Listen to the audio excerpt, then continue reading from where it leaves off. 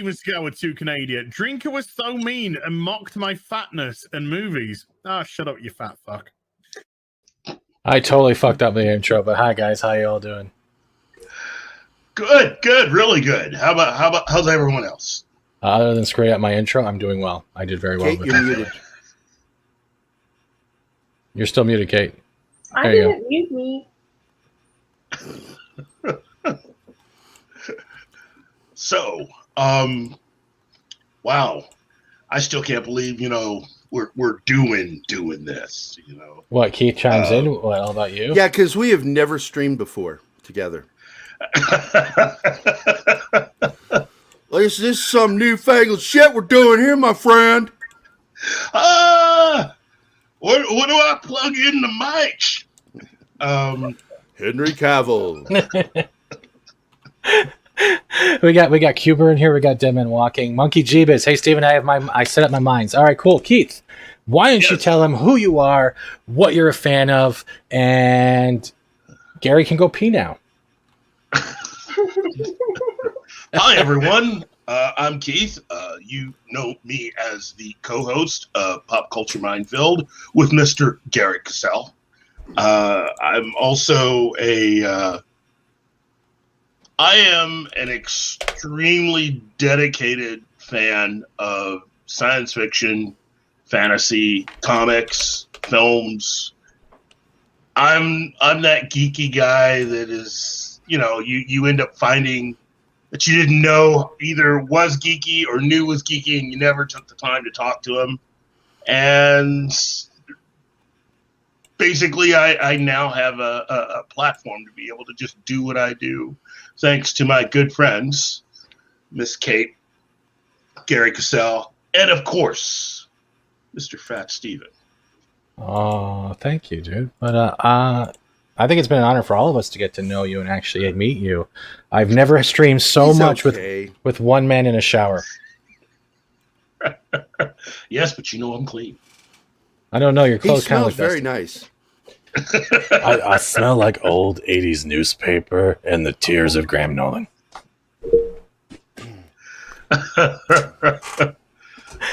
So, listen, Keith chimes in. Basically, it's just me.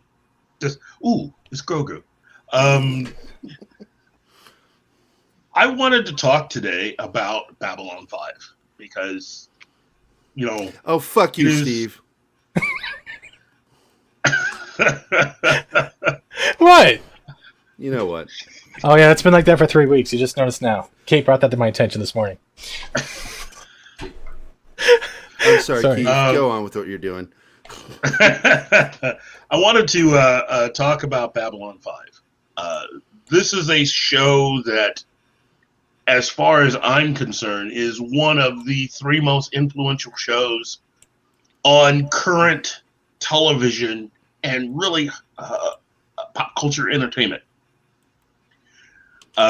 Created by J. Michael Straczynski, who is a writer and who, up to the point when the series premiered, was known for having written for Murder, She Wrote, and also the revival of Twilight Zone that CBS put forth, which, outside of the original Twilight Zone, is still one of the best Twilight Zone shows ever. No real disrespect for anyone else's version, but that writer's room and J. Michael Straczynski knocked it out of the park with that version. I just don't think a lot of audiences in the 80s were really ready for the return of Twilight Zone. But Mr.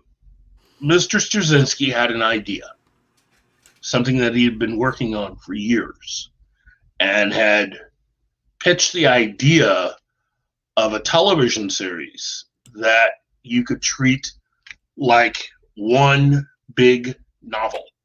Okay? So the show was conceived to only go 5 seasons, but was going to have something on the order of almost like 20 to 30 speaking parts, and then in excess of over 100 side characters and others who were going to be a part of the plot. And while this sounds strange to those of us here in the United States, if you are a fan of British science fiction, you're going to be right at home with what Straczynski was going to do with this show. Now, over the course of the last few years, Warner Brothers has not really been as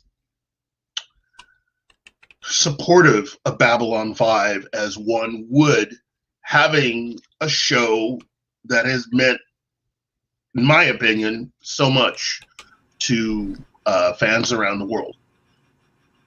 And given all of the recent situations, mainly dealing with DC Comics and DC Entertainment, one can almost begin to understand where at least some of that comes from. But to have a television series, a science fiction series, that was to be told over 5 years, all of these characters covering all manner of storylines, situations that were to be on a grand scale and pretty much the science fiction equivalent to the Lord of the Rings. That's pretty heady stuff. So where I come into the story is like with anyone else. The commercials that they ended up running after Warner Brothers had decided to go through and greenlight the series. Keith, And I hate to just, but we got that guy that dropped the bomb on us last week. oh, good, Yeah. good. Bring him in. We're going to welcome MonkeyJeebus first time ever to the show. How are you doing? Hey, what's up? We're all up right now. We're doing pretty good. There's Kaylee, but I quickly Kaylee. want to do this for you guys Hey, quickly. Keith. Hey, Jerry. Everyone remembers this, right? Yes. This is from season 5. I cannot play too much, but this is pretty much the vision it came through. And you're not going to get something like this for a while.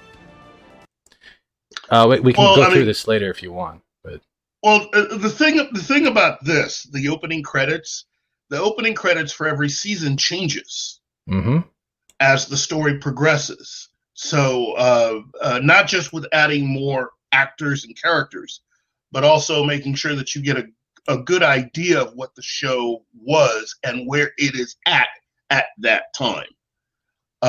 Monkey, look, let's just dive right in, because there's not much more I can say that a lot of other fans haven't heard, but you actually worked on this show. Yeah, I got to work on it for like a couple episodes here and there throughout the seasons. Wow, what was that like? It was like they didn't.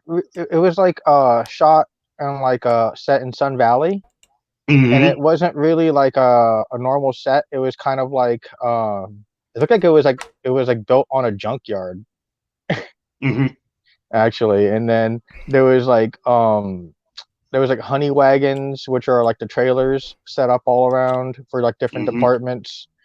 And then there was like one big stage where they shot most of the like the inside of the space station.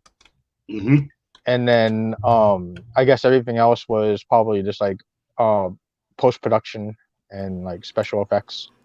But then I worked as a production assistant and then also as extra a couple of times. Really? Yeah. Now, the sets were what they ended up doing for that, which was really kind of unique, and it's still one of the most unique things on television, was they used old Broadway techniques to help construct the sets, meaning that they were meant to be very mobile. Yeah, they moved around.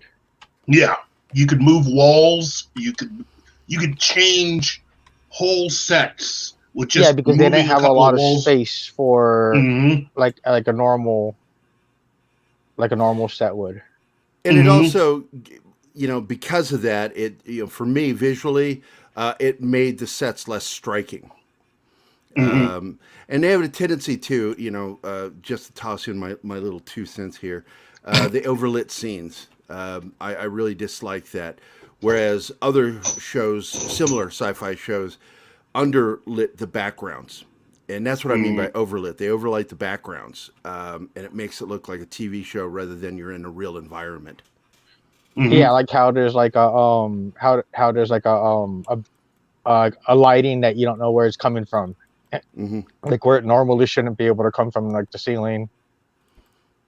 Yeah, and like there's one episode. It's one. I think it's the first episode with Sheridan, where his ex shows up. Wasn't that the first episode with him? Yeah. Yeah. When we're in his private quarters, it looked like something right out of a regular sitcom. The lighting in that in his quarters, just awful. But everything else on there was just so good. But that was my one nitpick that I had a problem with was the lighting on the show. I don't know who they're, That'd probably have to be like the director of cinematographer photography. and then Yeah, it's the photography, director of photography that strikes the scenes, and I just felt like, wow, they need to fire that guy. I can it's nice to see you again, MonkeyJeebus. I haven't seen you in a few days. Yeah, it's like I've just been toy hunting. Oh, really?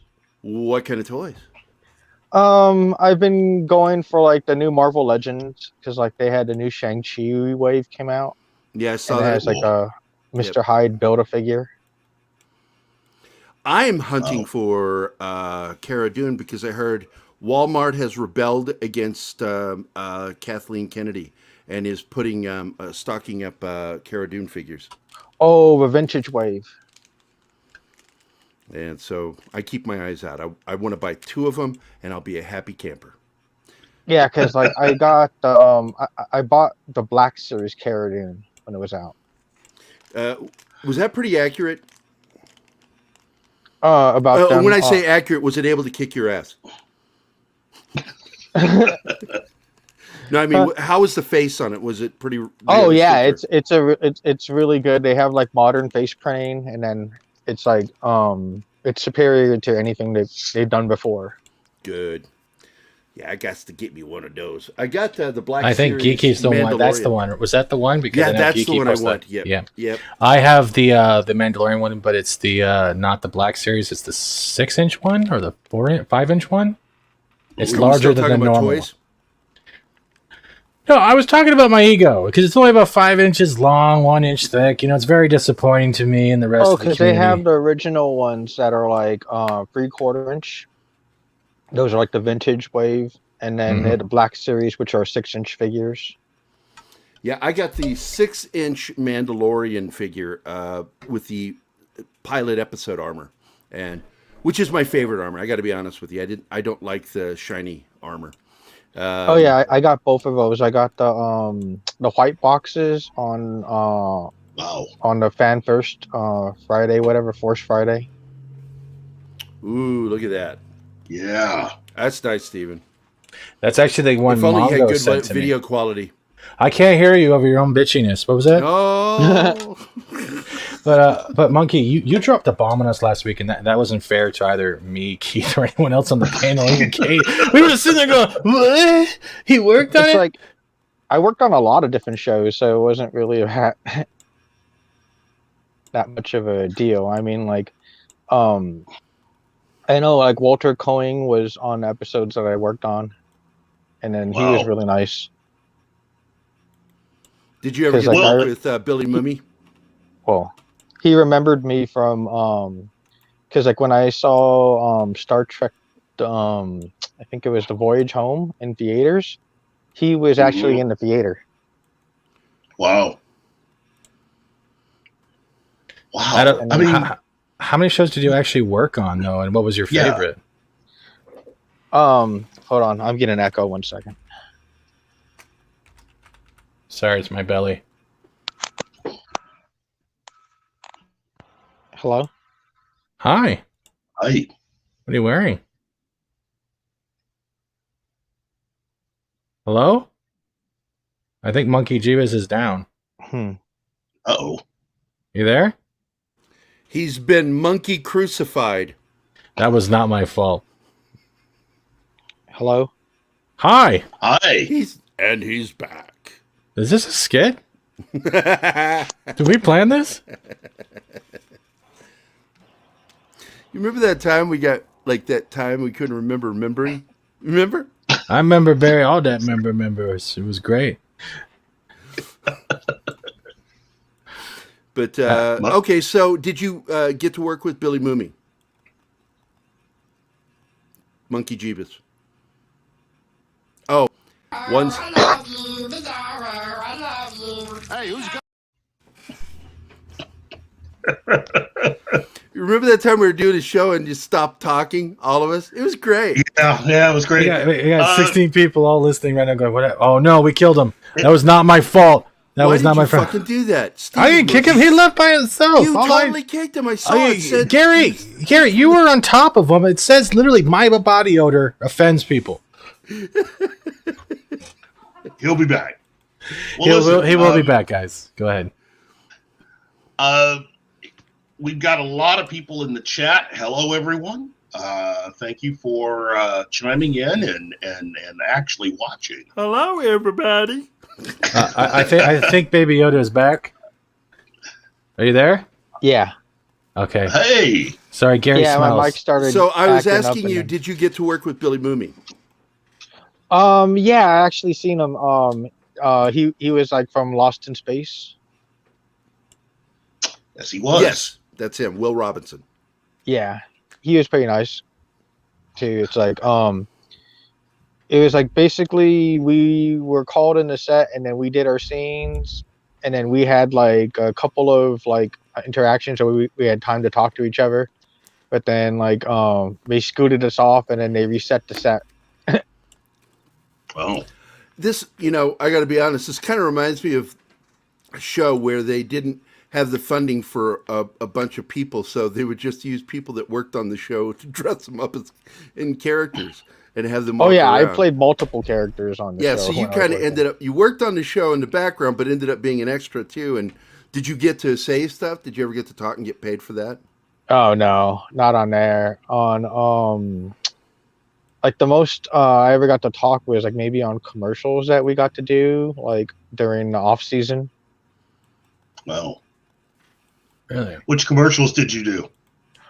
We did like I did like a McDonald's Olympic commercial, and then that was pretty fun because like we got paid for that like throughout the entire promotion because they kept on Oh. paying us residuals for that. So that was good. Ooh, I didn't know you guys got residuals for commercials. That's awesome. Did they pay Oh, you yeah, in it's the nuggets or best. burgers? If I don't ask that, once someone in the chat's be like, "Hey, Stevie, you got a job now. They pay in nuggets." So that's why I'm trying to cover my ass before that pops up. That'd be kind of cool if they did. I wouldn't mind. So, Yeah, he's trying to pre-idiot. so now you said you basically worked off and on. Did you work the entire run of the series? No, I came on around 96, and So then that was towards the end. yeah, and then 97, and then I didn't work to 98. I didn't work 98 because I was The working show on Buffy ended in most of the time. 99, right? I think. Keith, I'm There's asking like- Keith. Oh. Yeah, I think it did. Hold on. Yeah. Okay. Let me yeah. Google that. It Hello, it Google. Welcome to Keith Chimes In, where Gary overtalks him every time. Let's see. The show ran from 93 to 97 on its original network. And then it started again on TNT, which again was interesting in and of itself. Because like, didn't they have like a lot of like TV movies? They had like a lot of one shots. Yeah. So it ran on TNT in 98. And then it had TV movies. So, look, my thing with asking you this is, what exactly did you do the most of while working on the show? I mean, I know you were a PA, but what outside of just background work, what did you do? What did they have you do mainly? Mainly, I was checking extras in when there was like a lot of them, and then I did a little extra work in there too when because like it was easier work, and then like they needed extra people in there. Like some people might have like not have made it because like it was like north of it was like a little north of North Hollywood, like in Sun Valley, which is like kind of out of the way. And then like so then like a lot of people would like get lost because like it was like there was like basically no street lights in that area. Wow. And then they'd call you in early in the morning. Wow. Keith is jealous right now. He's very jealous. You can hear it in his voice. He's like, "Wow, did you get to touch one of the shadows? Were they close by? Did the Vorlon give you a high five?" I was always very impressed with the series and with a lot of the stories and cast. And he loved the lighting, unlike me. The only thing they were like really that they wouldn't like that they were like saying, "Go stay away from it," were like the spacesuits. Because I guess they were like they cost a lot, but then everything else was just like you had like you could go anywhere because like you were working. Wow. Was it still being filmed in the old hot tub warehouse in season 5? The hot tub warehouse. I don't know where to. Is that being? Is he? I think it might have been that. That's what it might actually have been an old hot tub warehouse. I know it was like it looked. I thought it was a junkyard at first because like it was just like it was really like run down, and it was like I think there might have been a junkyard next door. That's what I might have. But it was like really industrial. That's cool. I didn't even know that, man. That's freaking awesome. Did they like try to pay you off with free hot tubs? And you're like, "Oh, I don't want to." I didn't see any hot tubs there, but I guess it probably could have been a hot tub warehouse because it was like a it was like an open it was just like an open industrial area, like I don't know, hard to describe. Well, listen, over time, I mean, I know it was probably hard while you were working on the show. Have you had a chance to sit down and actually watch the show in its entirety? I watched the show a little bit whenever I saw it before I started working on it. And so I kind of knew a little bit what it was about.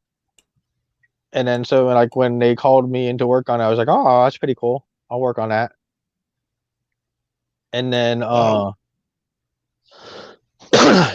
know I don't seem super enthusiastic, but I do like the show. It's like one of the greatest sci-fi shows like I've seen. But like it was just that like at the time I didn't really know what it was. It was just like I just came in for the job. It's okay. Nobody's going to get upset with you, Jeebus. Like I don't think they're going to retroactively fire you, so don't worry about it. I don't get excited about some of the movie posters I paint. I just like it's just work. He can't put his face in it. He gets very upset. You know, that's not work. Oh yeah, it's like I did some when I worked at Activision too. Like later on, like I did. Whoa! What did you work at Activision is a for? trigger for Steven. If people No. It's because like I live in LA, so it's like I took a bunch of different jobs. What did you do at Activision? Was that before or after the Dark Times? Oh, that was maybe before, because like I know that me and my friend, we all got like my friend got laid off, and then I just left because like I was like going like there was like changing of the blood, and then it just like got like I know a bunch of people from Guitar Hero and all those other studios got fired. They just got let go, and then that was kind of cold. Did you know Dr. Disrespect? No. Oh. He might have been around. Hmm. He was actually known as Guy Beam, and he actually, I believe, worked with the Activision Call of Duty franchise. I think he was more focused on the map design and mostly the PvP side, if I remember correctly. I think I might have seen him around there because he's really tall. Really tall, lanky, muscular. Yeah, Yeah. I guess I call it like I don't know. He was kind of like vocal, so I just kind of like stayed away from like I didn't want to get fired because like I was like the low man in the totem pole. I was just like game testing, and then they knew I had some graphic design work done, so then like I did some covers, just Photoshop some images together. Oh, Dude, you did a lot. A lot of people try to get into at least just Activision, but working on Babylon 5 and dude, that's awesome. That I'm jealous. I worked on a lot of different shows. I worked on like Buffy, Clueless, Boy Meets World. Wait, Buffy, Clueless, and Boy Meets World. I worked like those are like some of the like ones I worked on a lot, but like I worked on like pretty much like every show out there. wow. So this was the guy you were terrified of? He's in character right now, but that's actually Guy Beams, who plays Dr. Disrespect. Oh yeah. Yeah, I don't think he had the mustache back then, but that's pretty much him. He was also the one that's been dealing with a lot of Twitch, purple platform crap right about now. But yeah, Well, I'm not like super tall like him, so it's like he's kind of imposing. he is. He's like his head sticks over like no more. You know, like public bathroom stalls. You know how like they're like off the ground by at least a couple of feet, so your feet stick out. His head, like his eyes, at least go over that.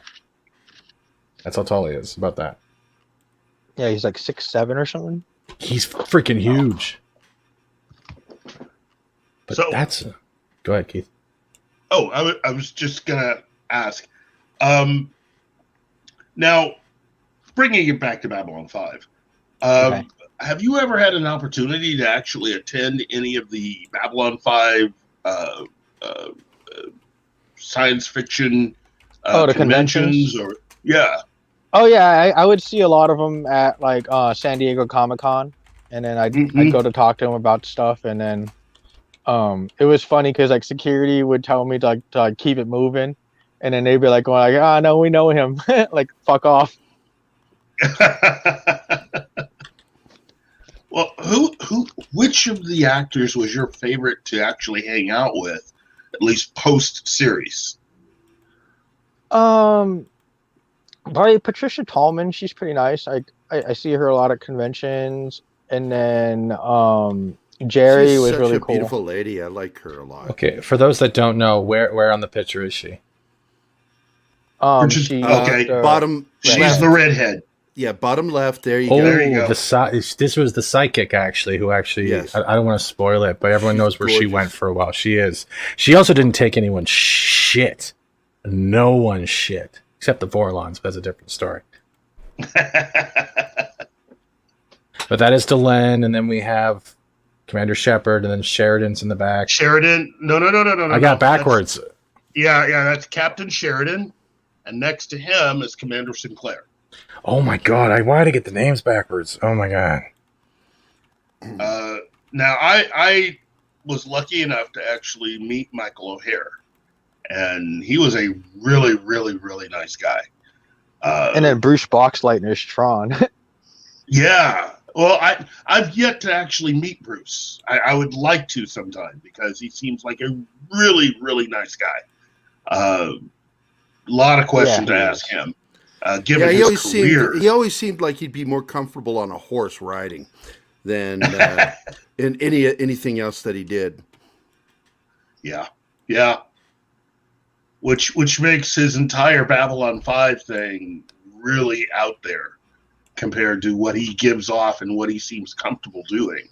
But he also fit. I mean, from the moment he came into the show, there was no real awkwardness about him and his character. He's there, and you can see why they hired him. The show hit its stride the moment he came on. Jerry Doyle seemed like the kind of person who, at least in my opinion, I always found his character really interesting. And He was my just favorite between us, character on the show. He was my favorite character. Yeah, he was really fun. like. He was like he was like the most friendliest. Like he'd come out and reach out to talk to you more than anybody else would. Wow. Hey, Socks has a question for you, Keith. Yeah. Hey, Let's Keith, see. did you ever read Rising Stars by J. Michael Straczynski? You know what? I read 1 or 2 issues of it. Nothing against the story at all. I probably would have read the rest of it, but this was back before they had collected everything. So it was really hard if you missed a couple issues of the book. You know, that's the downside of collecting comics by individual issues. Kyluk also has a question as well. That's their communicator? If you're going to look at, I guess, from Star Trek, it would be the comm badge, what's on the back of his hand. Yeah. The thing about Babylon 5 that also made it really unique is in creating its own universe, they had to create all new technology and an all new way of doing things that was, on the one hand, new and unique, but a lot of it was kind of familiar if you are a longtime science fiction fan, especially if you're a fan of Star Trek, of which J. Michael Straczynski was. He grew up a fan of Star Trek, and as I've often said, if there is one person in Hollywood that I think could really turn Star Trek around, would be J. Michael Straczynski, who actually did put in a pitch for a Star Trek series some years back, which, of course, CBS ignored. So it's all political there. Well, as I recall, that was Deep Space Nine that he was pitching. Well, no. This is after that. This is years later. Yeah, he came up with an idea for Star Trek series, and if you Google it, it should still be up there.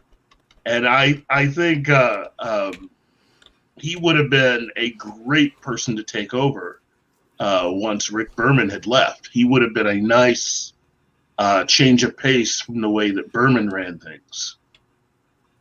But of course, Viacom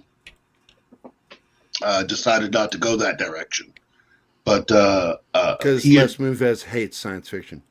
Basically, he came up with it with the guy who also created Dark Skies, Bryce Zybel, who the both of them had an idea. They had talked and had an idea of how to bring Star Trek back and pitched it.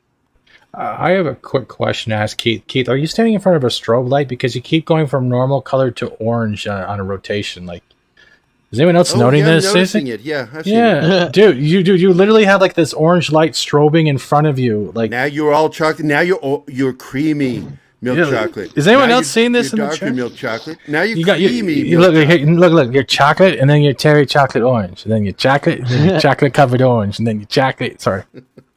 There it is again. Right there. There it is. And it's the screen because nothing else is changing. Keith's colorblindness is on auto. Is his auto setting chocolate covered orange? Oh, dude, we're gonna start calling you that. Because even my lights, like those Lindo oranges. Change, the lights are not changing. But hey, McKee. Hey, Mackie. That's great. No, I just wanted to point that out. I didn't realize that because when you look back at this episode, you're like, why am I turning on? Hey, while we're talking about orange, I want to show something that Keith saw this weekend. I think it was this weekend, wasn't it? Oh, you went to a Comic-Con this weekend, didn't you? I'm going to share the screen here. Sneaky bastard went to... Who did you meet at the Comic-Con that you promoted, that you got the wave to? Who was it? Look, he's turning into a kid. Who was it, Keith? You know what? I got a chance to meet an animator who, it's safe to say, is one of the influential people growing up because he had worked on so many animated projects that I had enjoyed. I spent a lot of time sitting in front of the TV set, and anyway, his name is Tom Cook. He is on Facebook. I don't think he's not really anyplace else. I don't think he's on Instagram, and I don't think he's on Twitter.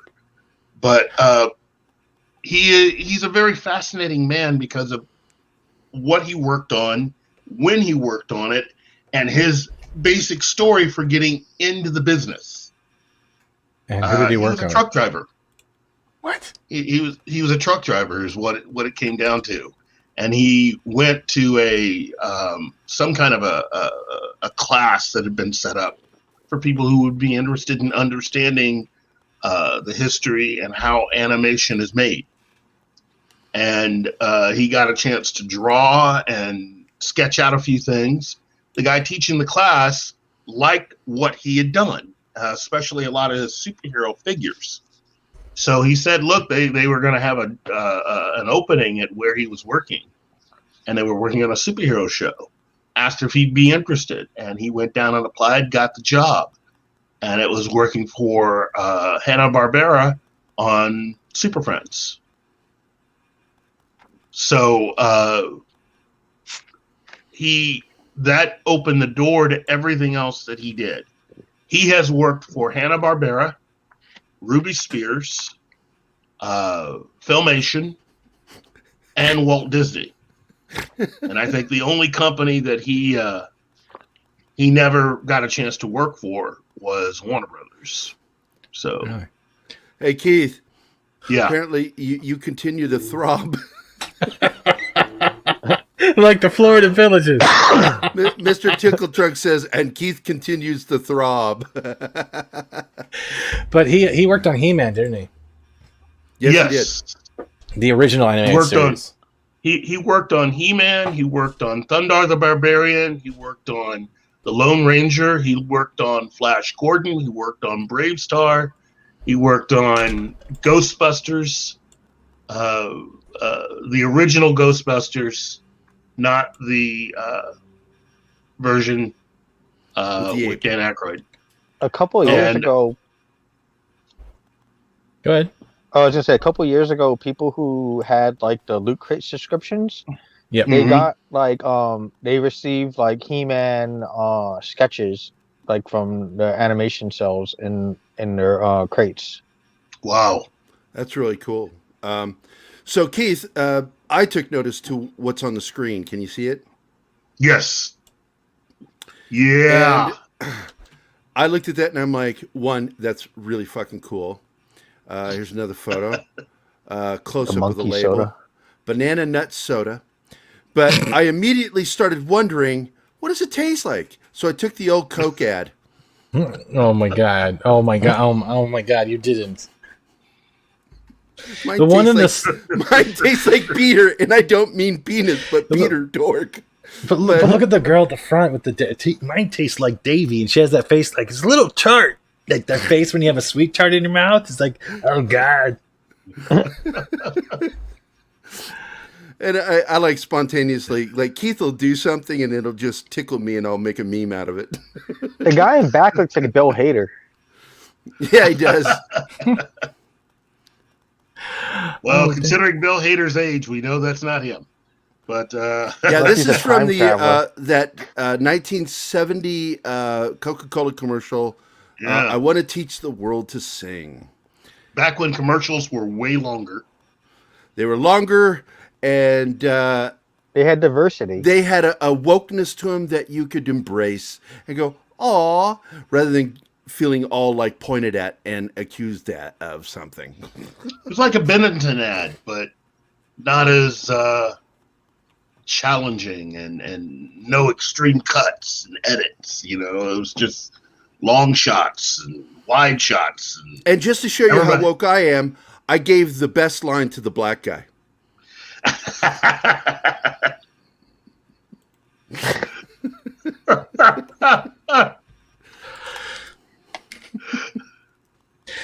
Josiah says banana nut soda doesn't sound good at all. Did you try any? I didn't try any of those because it was just. Was it at the con? No. This is downtown from where I was. I was in Hannibal, Missouri. And those of you who at least remember some of what you learned in school, Hannibal should be familiar because it's the hometown of Mark Twain. And this was, this is rumors of my being a great author were greatly exaggerated. If you've never been, you should go. And from where I live, it's 4 hours northeast of where I am. And I have to at least say that the road between there and here, especially once you get to Jefferson City to go on, that's an amazing road. They did a fine job fixing all of that. It's smooth. But Hannibal's a great place. And it rides along the Mississippi, the Great Mississippi River, and that's where he got his nickname, or took his name from, because he would mark the Twains when he worked on boats. The name of the event was... Oh. What the fuck? What does it say? Is this Steven, like, ADD moment? Like a throbbing star across the midnight sky, Keith's camera. Oh my god! I'm just telling y'all, OCD is a bad thing. I don't have OCD. It's all about the Henry Cavill. The Henry Camel. Henry Camel toe. I can't wait for that meme. What kind of camel is Henry? Oh, he's a dromedary. It's just one hump. And he's on Tuesdays. He got 2 humps because it's Tuesday. Poor Kate. Look at her. She's trying not to laugh. Oh shit, we lost Jeebus. Yeah, he's sick of our shit. I think he got another hump. The name of the event was Big River Comic Con, and I think this was their 3rd or 4th year. So next year, Can I pull up that Facebook video you put on your Facebook and actually share it, or is that against regulation? Yeah, you can go ahead. All right, keep talking, dude. Tokenized. Anyway, this is their tokenized. Oh my god! What? You gotta fucking slap him for that shit, Keith. I'm sorry. I just slipped it in there like a monkey soda. You're lucky you're in a whole other country. You know, I'm gonna wake up one day, is gonna be knocking at my door, is be like, "Hi, are you Fat Steven?" Yes. This is from KEiTH from the U.S. Thank you. Have a nice day. Slap-a-gram right there. That's what we call it, Steven. a token slap. Ooh. But when I saw this, and I was nerding out because KEiTH is lucky because I haven't been to a con because of the way things are going. But I don't want to give any way private information here. But he's wearing a mask, unlike today, bastard.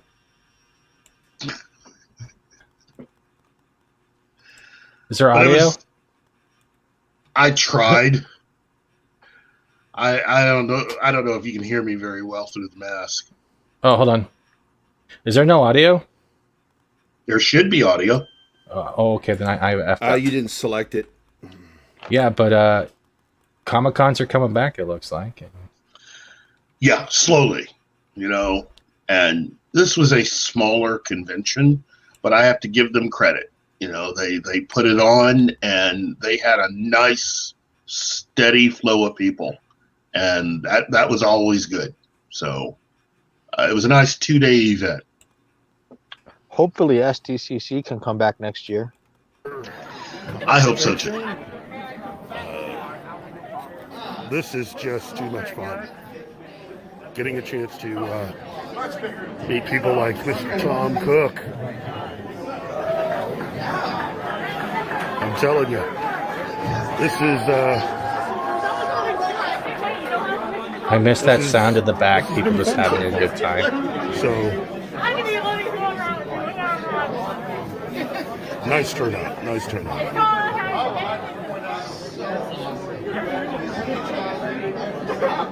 But I'm trying to seal the deal here and get Mr.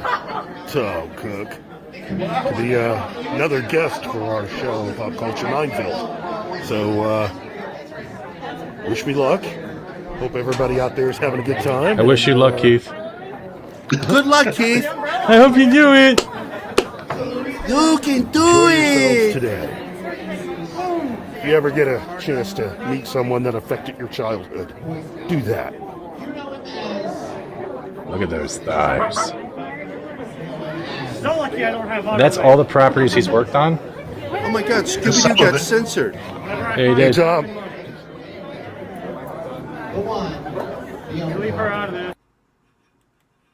And that's Tom Cook, ladies and gentlemen. I've He's- yet to hear back from him. Like I said, his presence online is very limited. So, but if you find him on Facebook, go ahead and follow and friend him and you know, let him know that the We love effect you. that he had on your childhood was. I mean, if you enjoyed any of those cartoons and even more, let him know. You know, it's good to hear. Where was this Tickle Trunk at, Keith? Hannibal, Missouri, which is the upper north, the extreme upper northeast side of the state of Missouri. So,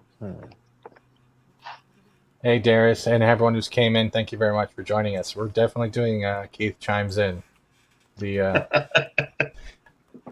But it's up to you, Keith, if you want to go back and talk about Babylon 5 or where you picked off. But again, I was just asking everyone to how many of you out there that are here in the comments, how many were fans of the show?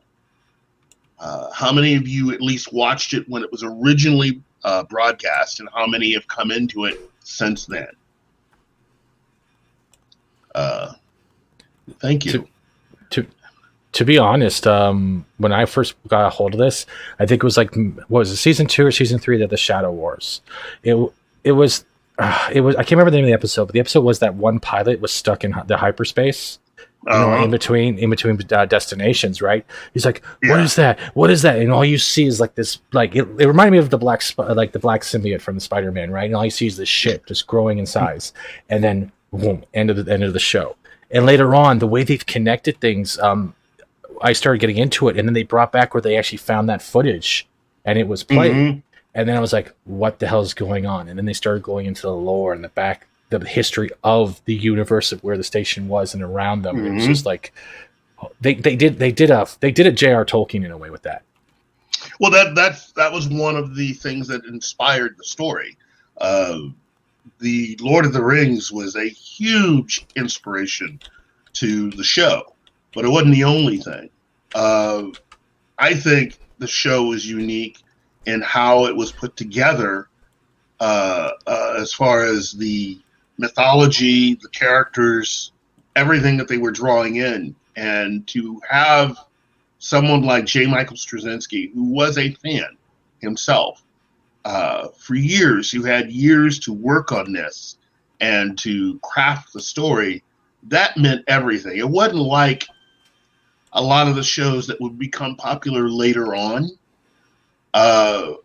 shows like Lost, who seemed to have a really cool idea initially, but didn't know where they wanted to end.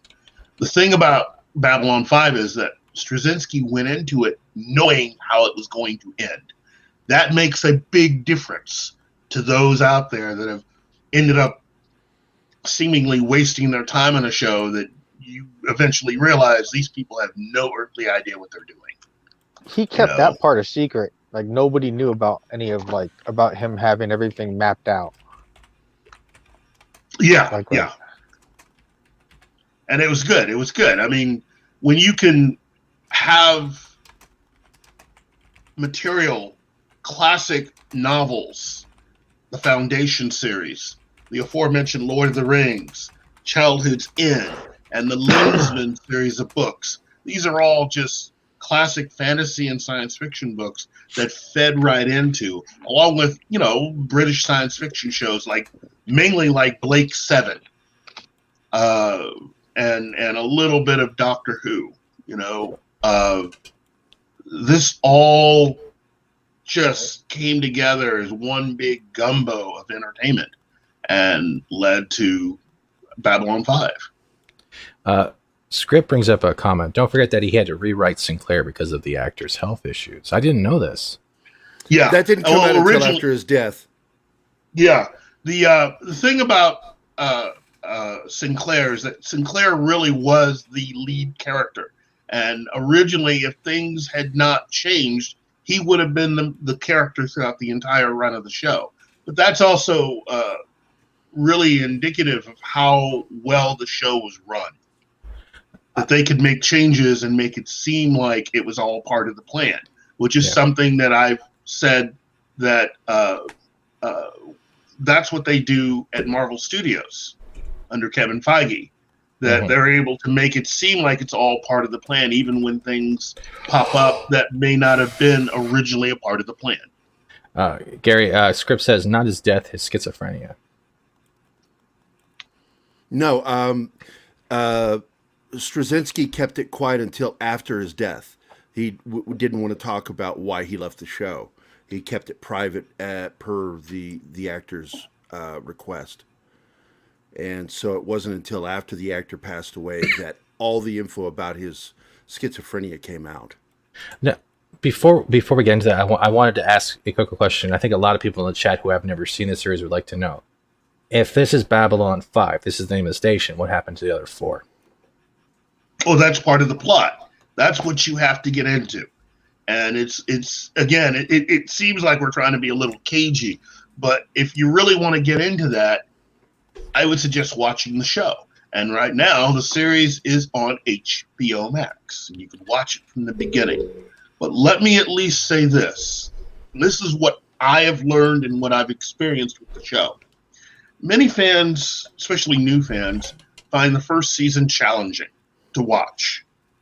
The pilot and then going into the actual episodes. So what I would usually tell anyone that was brand new to all this, start with season 2 and watch from beginning to end. Then once you complete season 2, go back and watch season 1. Although I will often tell people to save the pilot, put the pilot to the side, and just start with the very first episode and go from there. And I think you'll have a better time watching the show. The pilot I would save until after the final episode and watch that. And for me,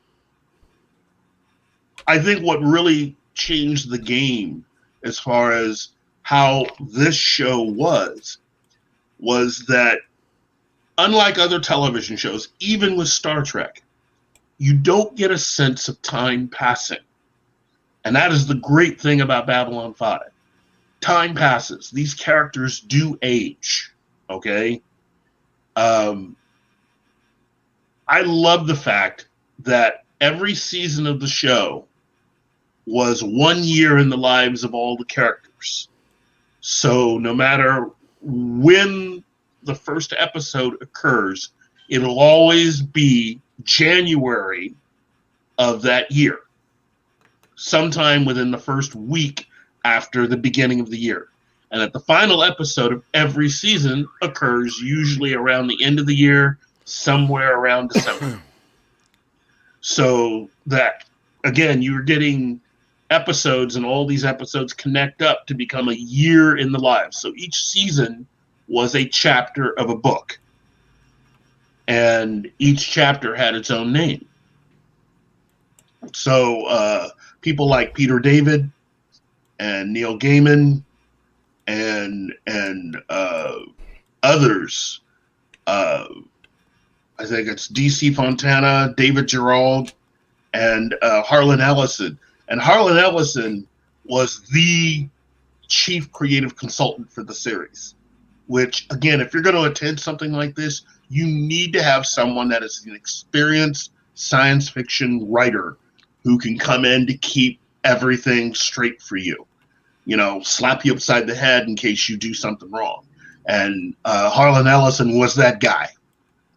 But each season of Babylon 5 had its own name. So, you know, you had each of the many books that made up the whole thing. So season 1 was called Signs and Portents. Season 2 was called The Coming of the Shadows. Season 3, Point of No Return. Season 4, No Surrender, No Retreat. And Season 5, The Wheel of Fire. And again, once you get into this, it just becomes a thing. And you will enjoy the whole of the stories that they have and all of the character interactions. The other thing about this show was, you know how with Star Trek and Star Wars, you'll have comic books, you'll have novels, all that stuff, usually written to be material that fans can enjoy. But as far as the overall story that they're telling, not really something that affects the main story as played out either on a television series or a film. It was different Like for it doesn't Babylon matter. 5. Babylon 5 was different. The books all played into what the series was, and vice versa. Even those particular books or novelizations of actual episodes that you may have seen, turns out had material in them that expanded upon what the story was and the overall effect it had on the overall story that it was telling. I think Straczynski had said that it was certain things that they weren't able to put into episodes that he thought was important to put out there, he would just put in the novels. Some of the novels would introduce you to characters that you would see on the show later on, sometimes a year or two later. Other novels would take characters that have disappeared from the show or went to go do something and give you full stories as to what they ended up going to do and the overall effect that what they were doing had on the entire plot of the series. There is a question here that PJ maybe has. I'm sorry, Yeah. they're still trying to figure that out, PJ. I like the name and the helmet. That's sick. What are your thoughts on Crusade? Crusade was had the potential for being incredible. I liked what little we got, although I blame TNT for a lot of the meddling that they did with that show. Straczynski didn't like it. Didn't like the meddling. He loved Crusade as an idea. And again, I can't say too much about it without giving away a major plot point from Babylon 5 itself. That's the thing. You can't just watch anything. It is best to start with Babylon 5. And again, if you're a newbie, if you are someone that's even kind of slightly weak on science fiction, I would start with season 2 and go from there. And as soon as you finish season 2, work your way back to the first episode of season 1. That's the other thing. Let me at least also let you understand something. The pilot takes place 1 year before the events of the first episode. Mm-hmm. So there is a whole time period there of Babylon 5 history that is unaccounted for between the end of the pilot episode and the first episode of the series. I remember when the show, there were several media events held to get people excited about the series. And in 93, it was October, I think, of 92, that I got a chance to actually meet one of the actors. And so I got a chance to meet Andreas Katsoulis, who was Jakar. Many Star Trek fans would know him as Tomalak, the Romulan. He was also the one-armed man in The Fugitive movie, in the Fugitive movie, the Academy Award-winning Fugitive. There was nothing before the movie. Now, the little animations I've been showing while Keith has been talking are actually scenes in the CGI from the series. So that's technically trying to give you that. If you're into the ship stuff, there is quite a bit of ship stuff, as well as the way they delivered the life on the space station in general when it came to Babylon 5. That's why a lot of people had to debate whether or not DS9 ripped off Babylon 5 or it was actually its own property within itself. Well, one of the other things I liked about Straczynski is he was friends with many of the writers on Star Trek. You know, his animosity was really aimed at Paramount. He held nothing against any of the people that worked on Star Trek. In fact, again, he was a fan of Star Trek. He grew up as a fan of Star Trek, and in my mind, is one of the few people that I think is one of the more natural people to consider if you're going to do anything new as far as creating a Star Trek program outside of what Rick Berman had done with Star Trek. I think J. Michael Straczynski has more than earned an opportunity to do that in my mind.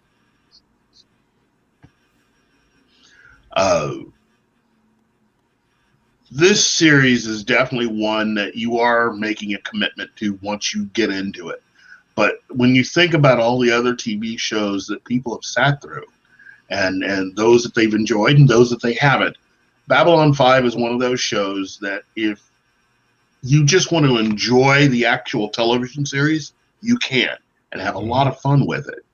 But if you want to get something extra out of it, read the books, read the comics, and try to do that as you're following along with the show, and you will get so much more out of this show than you can believe. And all of these characters, Zathras, yes. Everyone, if everyone ever sees a guy on YouTube or one of the pops up your shade named Zathras, this is Zathras, and he's one of the favorite characters. Also, and yes, Chekhov, the man who played Chekhov in the original TOS, he is also in Babylon 5 as a psyop. Is that what it's called? I think it's psyop. Yes. Yeah. Alfred Bester, who, if you know your science fiction literature, is actually the name of a science fiction author. So,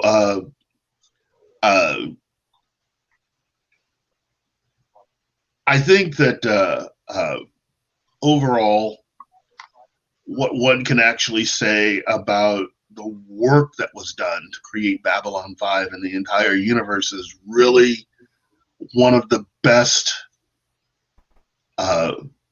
universes I've ever seen. That is full, complete, and real by the time they began filming the show. That really goes a long way with helping create great stories and a great television series, because not a lot of shows do that. Not a lot of people put in that kind of time to understand every single thing that they are putting on the screen.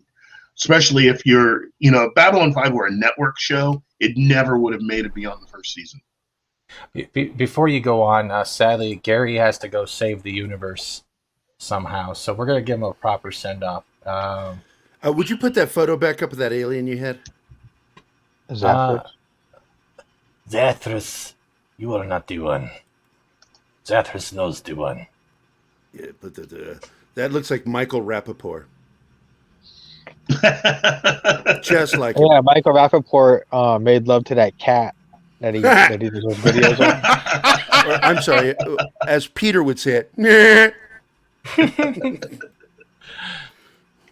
Oh man, Zathras! When you get into the series and Zathras starts popping up, those few episodes, they're so good because he's serious, he's mysterious, but he's also hilarious at the same time, and you begin to love him just for the episodes he is in. And yes, he's at the Quark of Babylon 5.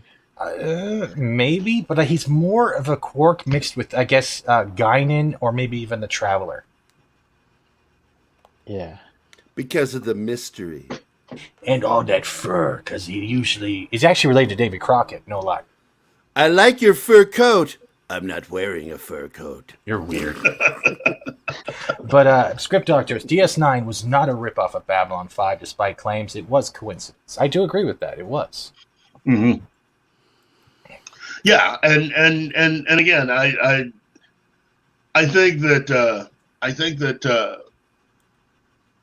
it was a coincidence. I also think Babylon 5. Well, there's also that rumor, Keith, that's been going around that Straczynski was involved in some of the early concept work for Deep Space Nine. Not I had heard that, but I am curious if it's true. But yeah, I got to go, guys. Kate, I wish you would stop talking so much. You just really, really hog the show. What's his name? That Jeebus guy? God, I don't know. Just he's okay. Keith, I love you. Steven, you're okay too. I kind of like you. Everybody in the chat, I love you guys, except for Screen Doctor. Screen Doctor? Script Doctor. Suck a dick. Script Doctor, who I love immensely. Well, sucking dick. Well, sucking dick. Thank you for coming, Gary. I came along. Gary, love you, brother. I love you too, man. Thank you. Look, Steven, I swear to Christ, I'm going to fucking mute you the next show we do, the entire show, if you don't stop putting me up like that. Well, I want to give you a platform. I don't want a platform. Oh, okay. My show is my platform. Your show is your platform. And Kate, you remind me of something from like an Addams Family, you know, and I think you will see that as a compliment. You look like something right out of the Addams Family. I think that just made her day. All right, so from my heart, I wish all of you the greatest. Go fuck yourself. Get the fuck out of here. Get the fuck out of here. Bye, guys. Get out. Later, Jerry. We're not ending the show. We were just getting rid of some weight. Oh, I mean I'm sorry, I couldn't wait. But I want to bring this up quickly. Straczynski pitched all over town and was rejected by everyone but WB, and no head of a studio would take a rejected idea just to do it themselves. Paramount wanted a Gunsmoke tape on Star Trek. I think it's great. You know what? Check to see if Script wants to come in. Yeah, hey, Script, do you want to come in? Because you don't have to worry about being called Screen Doctor anymore. But everyone in the chat so far, this has been great. I've been wanting to do this with Keith for a while. Usually we do it with the lights off, but I thought, hey, we might as well do it on stream. I'll be home in 5 minutes. Okay. Go ahead. Looks like KEiTH might be a hard sell on this, like I was. So he mentioned that he's not a big fan of drama, isn't sure what the big bad is, though Mr. T is trying to convince him otherwise, I guess. But you should let everyone know what you told me, because I'm interested, but I'm not a big sci-fi person in general. So. You know what? I would then do this. I'd say give one episode a try, and go with episode. Let's see, what episode should I? While you do that, Keith, I'm going to do this and see if this grabs their attention. And so it begins. There is a hole in your mind. What do you want? No one here is exactly what he appears. Nothing's the same anymore. Commander Sinclair is being reassigned. Why don't you eliminate the entire non-overworld? I see a great hand reaching out of the star. You are. President Clark has signed a decree today declaring martial law. These orders have forced us to declare independence. That's all I'm giving because I don't want to get claimed. But the thing is, KEiTH, when it comes to the big bad, the way Keith was trying to explain it, that every season starts in January, like in our real year, and ends in December, like our real year. So it's a full year in our year as well as their year. And every year, I think, has not only a big bad, but a build up to the next big bad in a certain way. There's a lot of underlying big bads, especially when it comes to the Mars and the Earth wars, the Shadow Wars, the whole Centauri making deals. For me, it was him explaining that it's not this fanciful utopian futurism trope. It deals a lot more with normal humanity. So when people are saying, "Oh, it's a drama," it's more like it's just humans being human, It's not. I mean, we're all dramatic at times, so that's inevitable. Mhm. It's more like that than like soapy. So Yeah. at least that's how I interpret it. What do you No. think? You're correct, Kate. In fact, it reminds me of what Straczynski himself had said. It's while being a fan of Star Trek, for him, he couldn't really get behind the whole utopian aspect of everything. So his idea was, when you look at human history, we always do the same thing. It doesn't matter what you're talking about. We lie, we steal, we cheat, we kill, it's all the same things. It doesn't matter what century you're talking about. We just do it sometimes with more advanced stuff, more advanced toys. But his idea was, in the future, that it was just basically humanity being human. We're going to make the same. We've made the same mistakes in the past. We're making those exact same mistakes right now, and we're going to continue, if we're lucky enough to continue as a species, to continue to make those same mistakes. It's all the same thing. And if you can buy into that, then you're ready for Babylon 5. He never even shied away from human failings, even human religion, human cultures. All of that is a part of Babylon 5. It doesn't matter what your religion is. Unlike Star Trek, who kind of shied away from that, Babylon 5 embraces all of that. And there's an episode in Babylon 5 that actually deals with that. The infinite different religions and cultures of our planet and how it shapes who we are. Bad Bunny has a question. Where was Babylon 5 filmed besides a hot top warehouse? Sun Valley. Sun Valley. In the United States.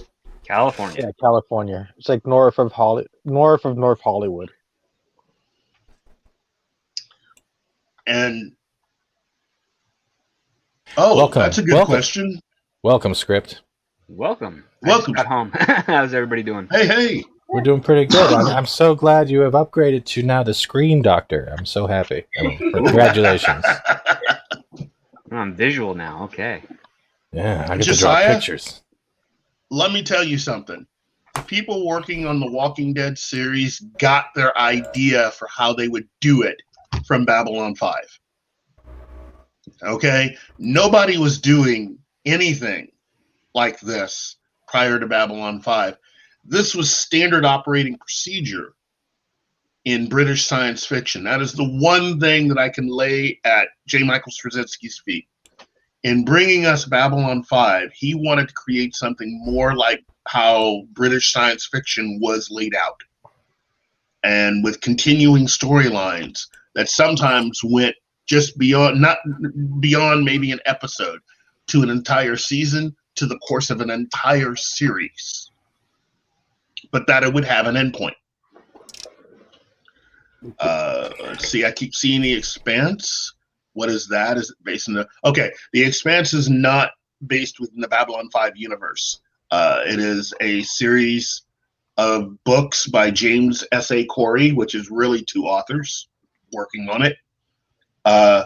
Although one of the producers on the show actually, at least for a time, worked on Star Trek, along with various other people. It is a smart series. And as far as I'm concerned, within the history of science fiction television, definitely falls as one of the children and or grandchildren of Babylon 5 because of the type of storytelling that it is. Babylon 5 changed television in that it made this type of television acceptable, because prior to Babylon 5, nobody was really that interested. Network television had tried it with Twin Peaks and didn't like it as much. Well, Twin Peaks was very out there comparatively to what Babylon 5 was trying to do. True.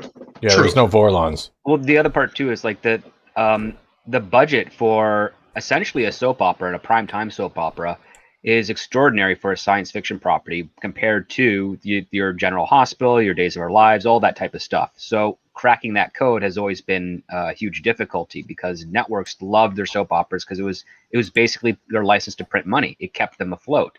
You had a new episode almost every day. Some of them used to be filmed live, and some series lasting for decades, to the point where you could watch if you bought like the Blu-ray sets that recently started coming out, you could watch from the very beginning all the way up to when you started watching it initially, and have way more information and insight as to what was going on in that soap opera than you ever would have prior. It was quite a fascinating beast. But trying to do that for a science fiction budget, knowing that it has a little bit of special effects, it has a little bit of different terminology, new language and lexicon that not anyone can just hop into at any random episode, makes it really difficult for it to track.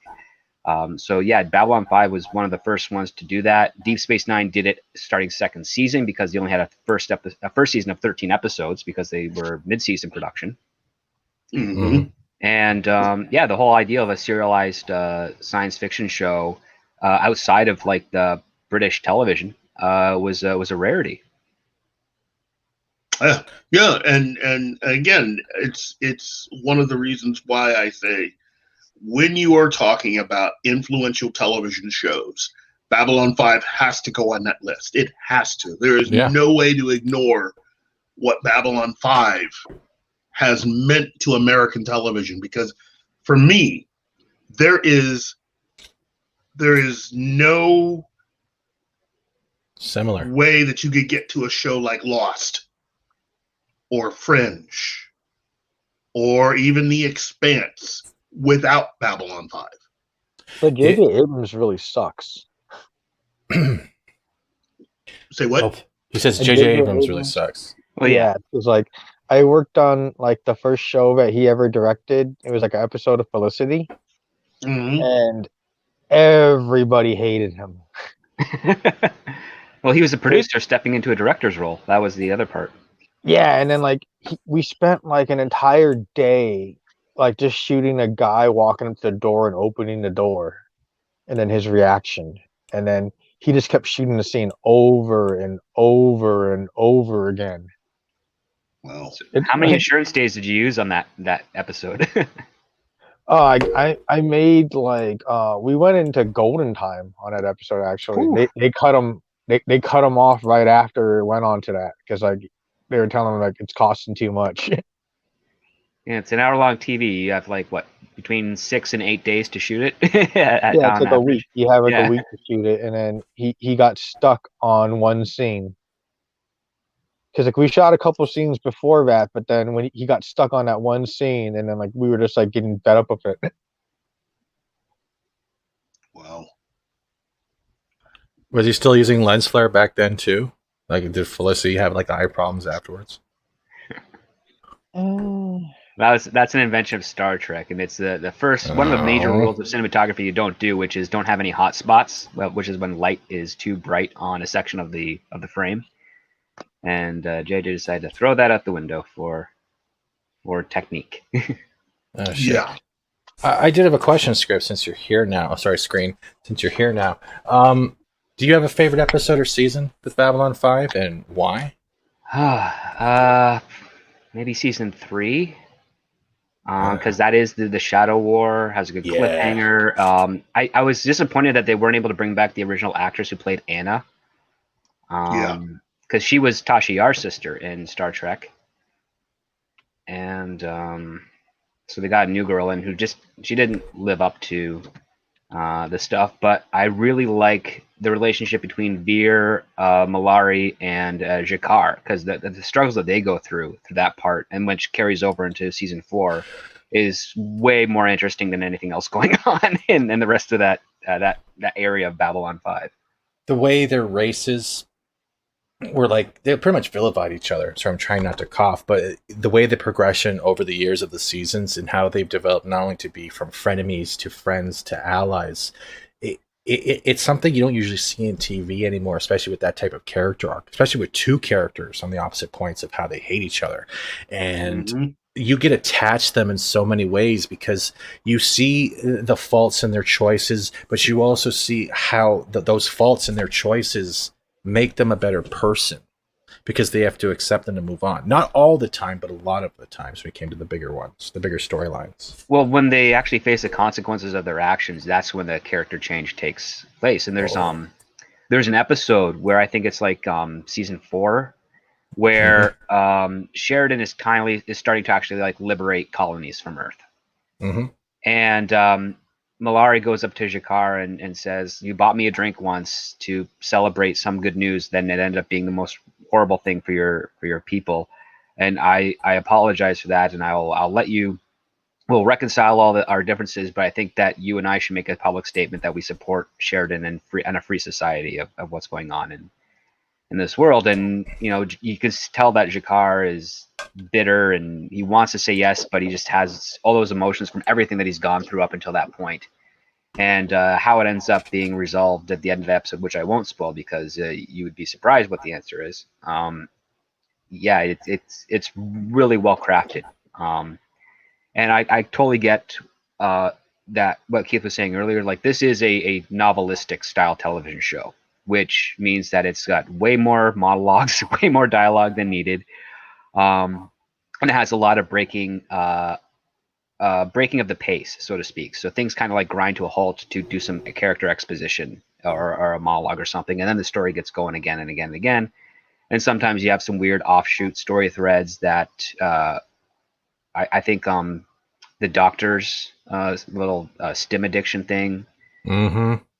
It's basically a red herring. Like it doesn't come into any play within the actual series itself, as far as I can remember.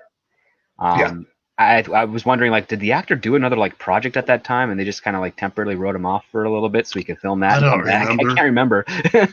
but I got a chance to meet him, and I actually worked with him on an appearance, Richard Biggs, and again, he and Jason Carter,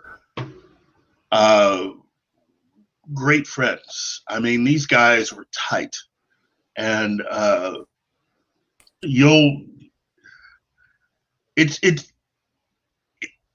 would have to say that a lot of what you see with many of the actors on that show seem to be really and truly a part of who they are as people, and that they really enjoyed each other's company. Given the kind of money that was spent on a show like, say, Star Trek, they weren't dealing with the kind of money that you would spend on a show like Star Trek. There was this constant feeling that I heard. Well, I mean, we have somebody with us that could actually speak to that, Monkey. But Yeah, I it's mean, low budget. yeah, it was very low budget comparatively speaking, which allowed everyone to come together as friends working on something that they just saw as being outside the norm, but it worked. It was one of those shows that just worked. What was the saying for Babylon 5? This is our last best hope for peace.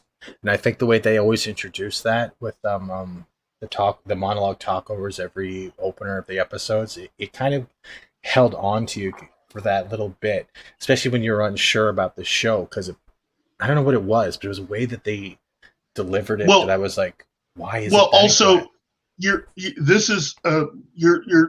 being told a story. Mm-hmm. And one of the things that you realize when you watch the show is one of the people telling you the story is not who you think. Yeah, it's Londo is telling you the story. And it's when he's telling it, and what happens once you reach where the entire show catches up to where Londo is. It is amazing when you find out exactly what's going on, when you catch up to where he is, and you begin to understand why he felt the need to tell the story at the time that he did. I forgot about that. Yeah, there are touches in this show that are just they hit you, and it's easy to get a little emotional. And to answer a previous question about the show, if you are someone that is still kind of a little odd about it, I would go with season 1, Midnight on the Firing Line episode.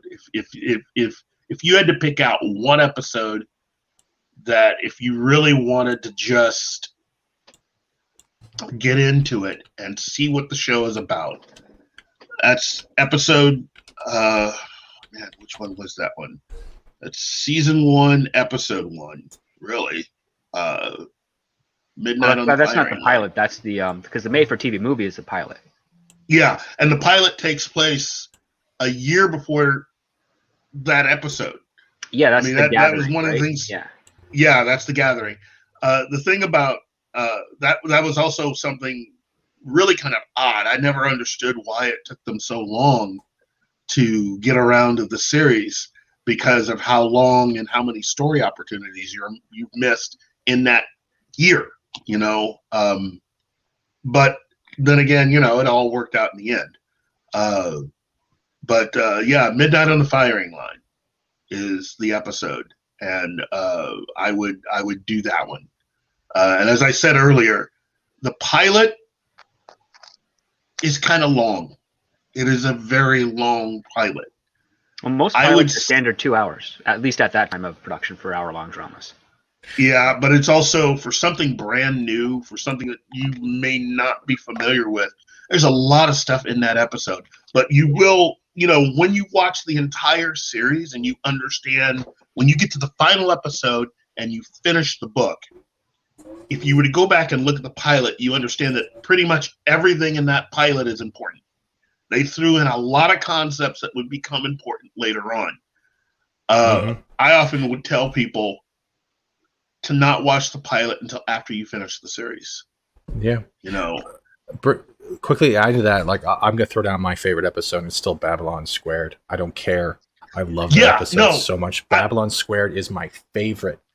I don't like to talk about that one because that, again, it is my ultimate favorite, but I don't like to talk about that one because that is one of those episodes that reveal everything a little bit point. Yeah. Yeah. You don't want to hit that one because it, in my opinion, it reveals way too much. So don't Google it. Do not Google it if you haven't seen the series. I'm telling you right now. But it is one of those episodes like when you're waiting and watching a series for so long, and then you rewatch it, and you remember that one episode you're waiting for to come up in your binging. That is that episode. Yeah, and it is worth waiting for episodes like that, especially in Babylon. The payoff for that comes up in season 3. Yep. And by the time you get to season 3, you get the payoff. The payoff is brilliant. Yeah. It was also a rewrite to explain Sinclair, because again, it was only between, as Keith and Gary were saying, it was the diagnosis of schizophrenia for the actor was only between him and J. Michael Straczynski, and they learned that pretty early on in production of the actual series, and J. Michael Straczynski had to rework everything for Sinclair because the rumor, at least at the time, and I learned this from some of my writer friends during my Paramount internship who knew him at the time, saying was like, yeah, Sinclair was going to be in through the entire season. The whole concept of the souls stuff was slightly different in its origin, but then they reconciled it back to what it was, I think, by season 5. Where'd Keith go? I don't know what happened to Keith. Did the shadows get him? No. Don't go to Zahadoom, Keith. Don't go to Zahadoom. Keith, man, where did you go? Keith! Can someone please, if you find Keith, please let him know that he is needed at the customer service counter. His panel is looking for him. Yes. Attention, all Fat Steven viewers. Keith is missing, and we need him back on the panel. That is all. Please. He can go peek and tell us. He just evaporated. Maybe his computer did an update. Oh no. So in the meantime, we're gonna just be like, we're gonna look at Zathras and his furs. I know 6 guys that look exactly like that without the sideburns. Where do you work out? What? No, I don't know. I know, just through my life I've met 6 people that look exactly like him. I've never met anyone like that. So yeah, I'm just gonna do some CGI while we wait for the guy who's in the title of the show. Chiming in with Keith, and he rang out. All right, for everyone who likes Henry Cavill, how about we just stare at this for a little while? Does that work for everyone? You like that? Yeah, look at those V-lines. Aren't they great? Yeah. Yeah, look at that. I say, look, we got another viewer all of a sudden. Look at that. Yeah. Henry Cavill. Yeah. I'm gonna Somewhere stop doing that. and his ears perked up. Yeah. But Jeebus, if you want to start talking, if you know anything you want to share about, you've worked on the sets, man. It's like I mostly worked on Buffy like a large portion of the time because like I guess I was like suspended from like the service for like 30 from like it was like 30 to 90 days. And then since I knew people on the Buffy set, they just like put me to work like every day. So when I was like I worked on that show like for the most part. And then there was like that show, like it was like pretty fun. Like everybody was like they were like really close, like a little too close sometimes if you look back on it. And then I was like teasing my friends. I go like, man, I could meet too like a bunch of them. Whoa. Yeah. Now it's time for Neil deGrasse Tyson. There you go.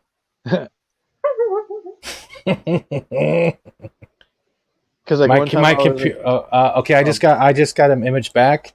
My computer is not responding.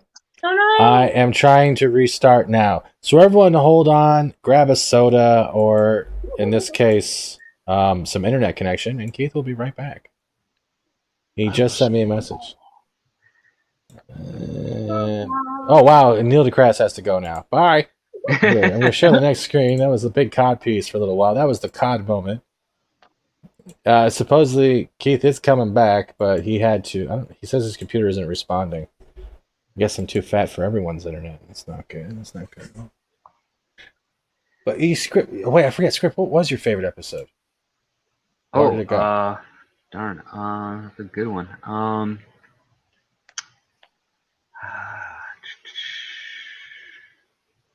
Thinking with Script. Now wait. Thinking HD. with Script. I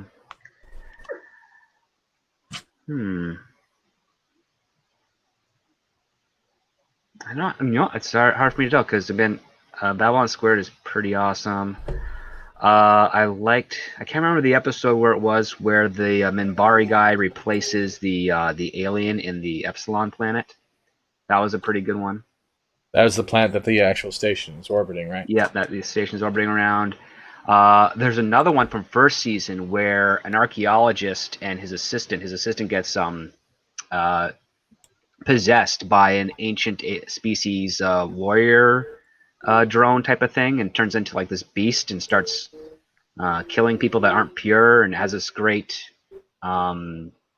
quote about fanaticism and how when you obsess over the fanatic, you become the fanatic, which is basically an old philosophical question of like don't become what you hate type of thing, which was a pretty good episode. One of the better ones for the Sinclair character. Oh yeah.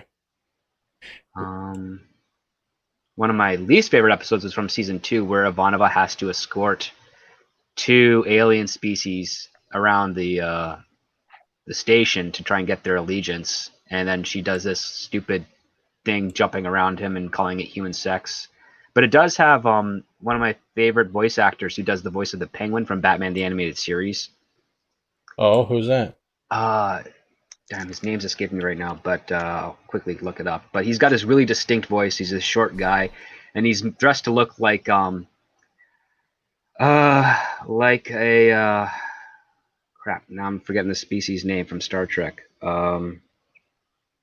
He was dressed up to look more like a Tellarite. Oh. But, is it Paul Williams by chance? I think it's Paul Williams. Yeah. Darius seems to be on the ball today. Thank you, Darius, and your cowboy head of intelligence. I like it. Yeah, Paul Williams. He has a great distinct voice. Oh, from Terminator? Was he from Terminator? I don't know. I honestly, I don't know. I'm going to be honest about that. But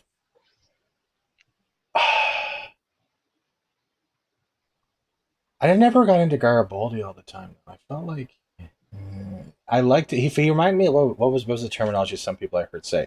He was like a light Bruce Willis. You know what I mean?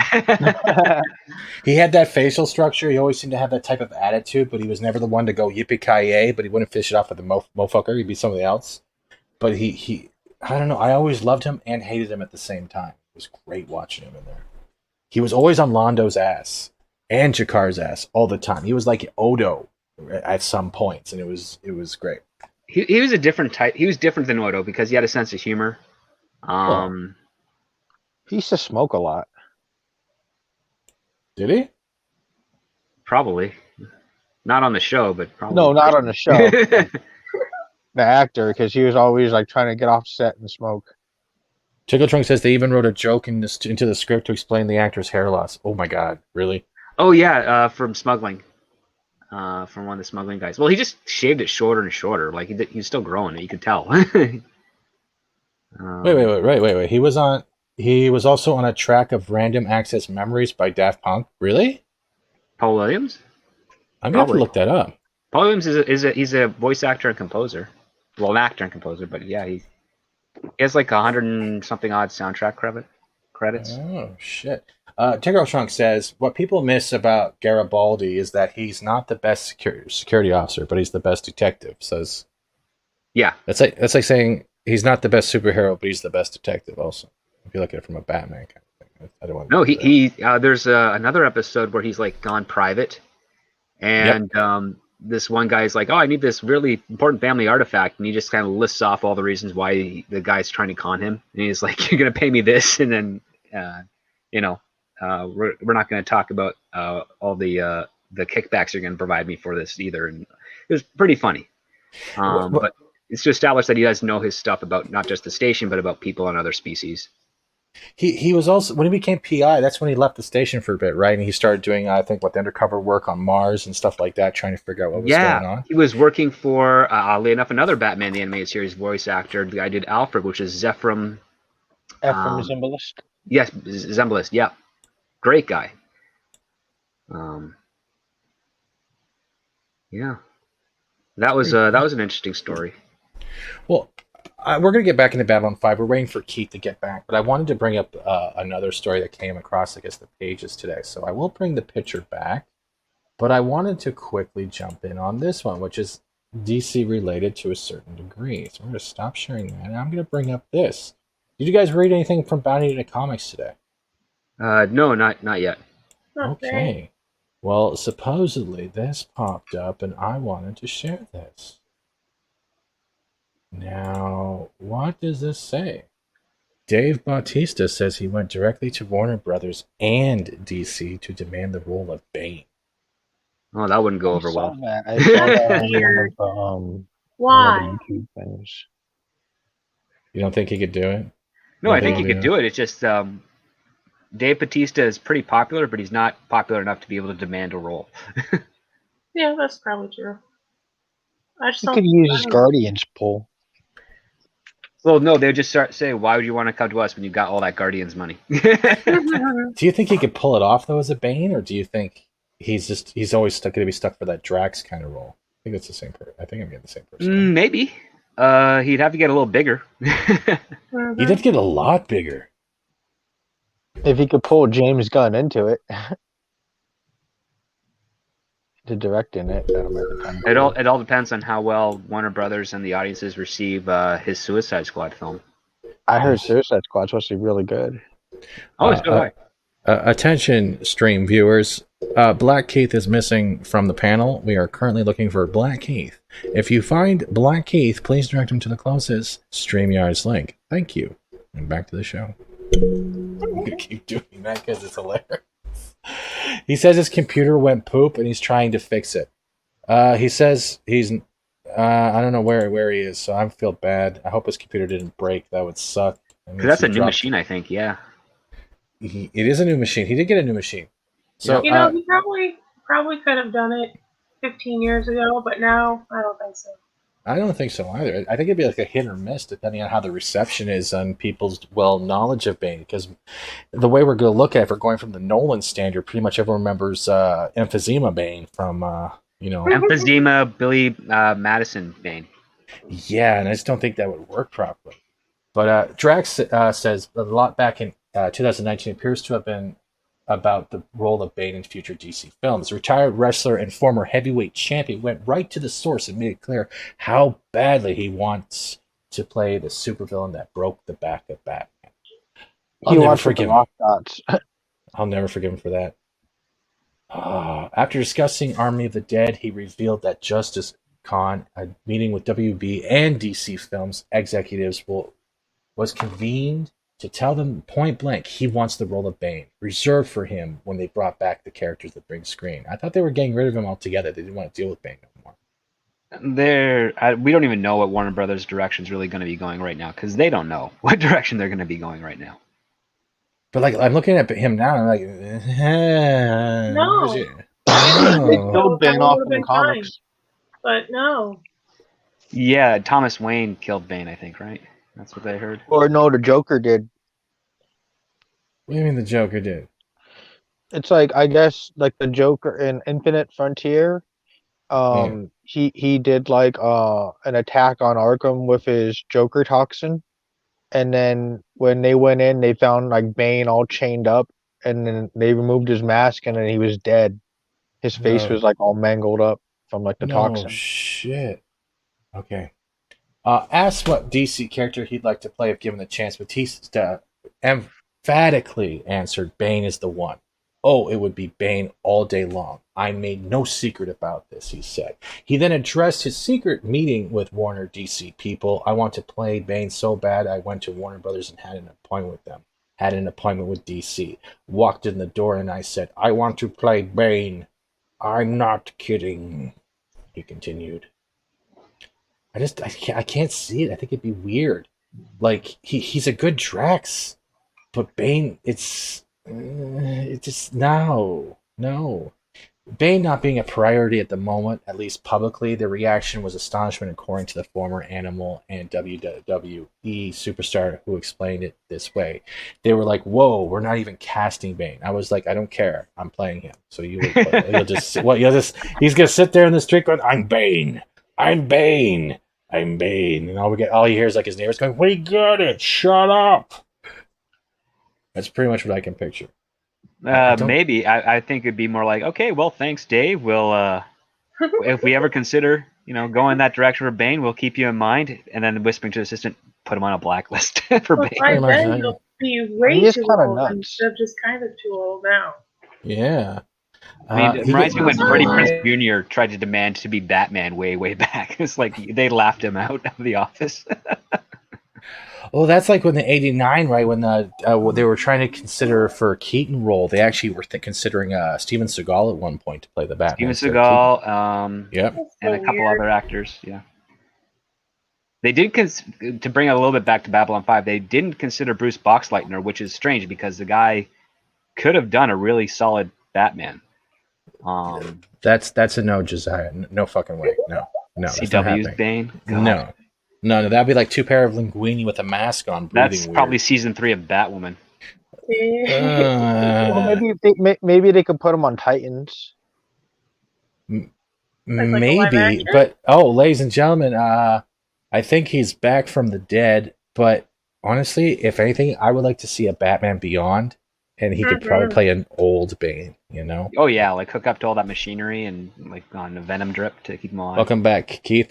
Before we go back into Babylon 5, Jace540, hail brother, how you doing? I don't think he should be Bane, and he is not the best to play the most serious characters. He is more of a funny guy, and that's why he fits Drax a lot more than should stick with that. I agree with you. I actually agree with you at 100%, Jace. The way he gives off Drax as being not only a warrior trying to find a sense of humor, he finds funny things in the most stupid things, and he delivers it well. Like, I'm honestly happy that he is Drax. He is a good Drax. Who's breathing heavy? Are we boring you? Are you okay, Keith? Hello. Hi, welcome back from the dead. Yes, all I heard was Darth. Literally, I mean, I'm not ending it, but literally, I'm going to play what I just heard just now. I don't know if anyone else just where's my sample? Did anyone just? I swear to God, all I was hearing was Darth Vader for like 30 seconds. It was really weird. Does anyone else hear that? I heard it for a brief second before. It was like I was hearing myself in front of a cheesecake platter. Ooh. Yeah, but Keith, before we wrap up the Bane story, what do you think? Do you think Drax could play Bane? You know, Dave Bautista has potential if he continues to study acting to go a little further than what people have seen him do up to this point. I think anyone, as long as you are a good actor, and depending on what the script is and what the director wants, you know, I have seen Bane now done two different ways by two different directors. And up to this point, outside of just going after someone who actually is of the same nationality, if you're just wanting to purely just pick actors, you could do worse than Dave Bautista. I think Brie Larson should be Bane. Okay, well then there you go. But look at him now. This is from 2017. I don't think he would be able to. Well, that's a still shot from his Blade Runner. Blade Runner 2049. Yeah, he doesn't. I think It he'd be like. Go ahead, efforts Kate. to get back to his prime fighting size and all that. 'Cause he's at least 10 years removed from that. Yeah. So, I think he can. I think if he really got back into the gym and worked, he could do it. I think he could get back to that body and that build. You know, it just depends on the part. After this, didn't he? He made that Stuber movie, and he looks younger than this shot. Oh yeah, that's right. Wasn't he in Dune also? He is in Yes. Dune. Yep. Yeah. So it's not like, I'm not saying he's old, and I have no idea how old Bane is supposed to be, but I just know Bautista as, Attitude Era Bautista. He'd be wearing a mask too, so. And there'd probably be a lot of stunt double work in between. Oh yeah. He's a wrestler. He can take it, but I don't know. There'd be a chance, but I had a weird thought. Do you think the Mountain would have been able to play Bane from Game of Thrones? Well, again, you're talking. It depends on what the script and the director want. You know, it really doesn't look. What I've learned is this: it's great having comic books, but when it comes to the actual film, it depends on what the script and the director require. I physically, yeah, that actor could probably be Bane. He would be one of the most imposing Banes out there. But does he have the acting chops to do it? Because what a lot of people liked about him would put him lower on the scale than even Dave Bautista. Dave Bautista playing in Guardians of the Galaxy and a lot of the other parts, you had to listen to him speak. You know, it's a combination of things. Oh, and if you have a part that doesn't require you to speak very much, especially when you get to the main thing that character is meant to do, with that actor who played the Mountain, he didn't have to speak that much. So yeah, that does make sense. Jace just sent me something kind of horrifying. I haven't read it yet, so thank you, Jace. Because when I saw those two words, I thought the Netflix movie, and I almost had a heart attack. But, ladies and gentlemen, I know it's coming from CBR, but God. I thought they already did that. Yeah, too. On Netflix. Right, but at least that show is slightly easier to do than the absolute travesty that was Full Metal Alchemist, the live action. Yeah. It's now 4 years removed for that, and they will never make more because it was really that bad. Wow. I can understand wanting to take a campy route, but it's too campy, and they really should have reconsidered only making it in Japan. They should have probably went to Australia, if possible, New Zealand, and have a ironic diverse cast. Well, it technically does have a diverse cast because you got the people from the dead. The wig, dude. The wigs alone are. I know. It's like when you go buy like a Goku or like Vegeta wig for Halloween, and you're like, This is Flash BTS. It's so bad. it looks like they're just wearing like a foam finger and a different type of triangle hand. Yeah. It's was- bad. it was Yeah. bad. But other than This, that, at least, like, yeah. I'm not a big fan of the anime, so I don't know. Never watched the live action one, but at least all they have to do is have regular people and then one obscure CGI guy thing, and whatever. Yeah, I'll kind of leave it at that, just because I'm tired of hearing about Mortal Kombat. Sorry, everyone's having their different depictions, and it's honestly, if you want to torture yourself, go watch the Netflix Death Note, and when you hear that guy scream for the first time, you're pretty much done with the show. But getting back into Babylon 5, and where KEiTH somehow got killed by the Vorlons for a quick minute or two. Are you okay? Oh yeah, I'm doing this on my phone. Oh, I'm sorry. Because for some reason my PC is not wanting to respond properly, and I cannot tell you what's going on. Oh shit! Oh boy, that's not good. So I am perplexed, but I can complete the rest of this. Sure, we can go for another 9 minutes. We can just give our final thoughts and talk about Babylon 5. We can always do it next week too, because we've gone almost 2 hours about Babylon 5, which is crazy. So let's start with Script Doctor. Let's get your wrap up thoughts about Babylon 5 and well, I think it's a pretty solid show. It has, I would say, some dated issues with regards to its melodrama, but aside from that, it is quite impressive for what they were able to achieve, given all the limitations that they had, not just with sets, but also with post-production and also, I mean, one of the few shows of that time where they are able to maintain the density of their background and the world that they're presenting to us. You take a look at shows today, where that first season you'll have people interacting in towns or in buildings and stuff, and it's fully crowded, and then by season 2 and 3 it's just the main cast and there's no background people at all.